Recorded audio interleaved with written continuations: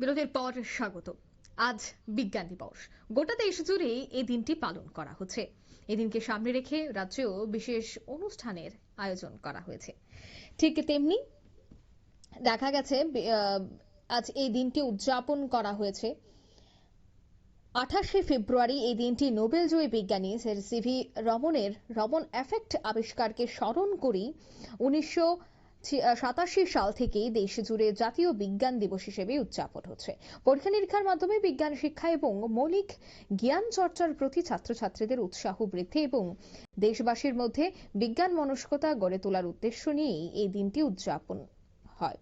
অথচ স্বাধীনতার 75 বছরের বেশি সময়কালে দেশে বিজ্ঞান এবং প্রযুক্তির অভূতপূর্ব উন্নতি হলেও দেশের অধিকাংশ মানুষ আজও মধ্যযুগীয় কুসংস্কার, অন্ধবিশ্বাস এবং অজ্ঞানতায় ডুবে আছে।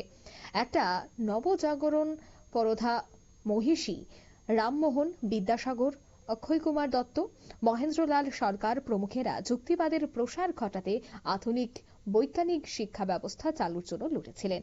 এর ধারাবাহিকতায় সমাজের মধ্যে যুক্তিবাদ চর্চার যে জমি একদিন তৈরি হয়েছিল তা আজ উর্বর হওয়ার পরিবর্তে ক্রমশ অনুর্বর হয়ে চলেছে বলে একটা অংশ মনে করে।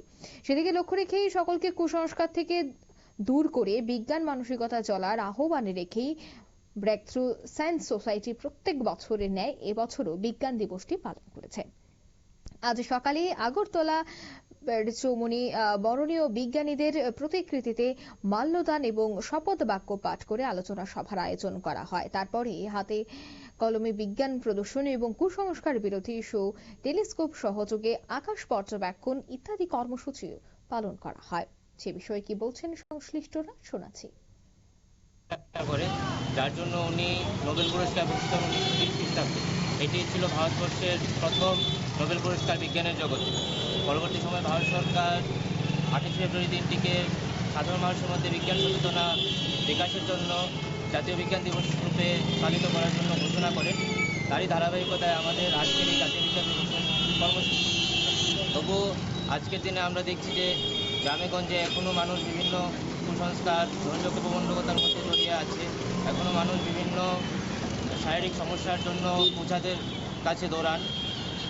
এছাড়া আমরা দেখছি যে গঙ্গা, যেখানে বিজ্ঞানীরা বলছে যে বিশ্বের সবচেয়ে দূষিত নদীদের মধ্যে একটি, সেখানে মানুষ এখনও সেখানে স্নান করছে, সেই জল পান করছে এবং পরবর্তী সময়ে বিভিন্ন রোগে আক্রান্ত হচ্ছে। বলে আমরা একটি দায়িত্ববান বিজ্ঞান সংগঠন ব্রেক থ্রু সায়েন্স সোসাইটি।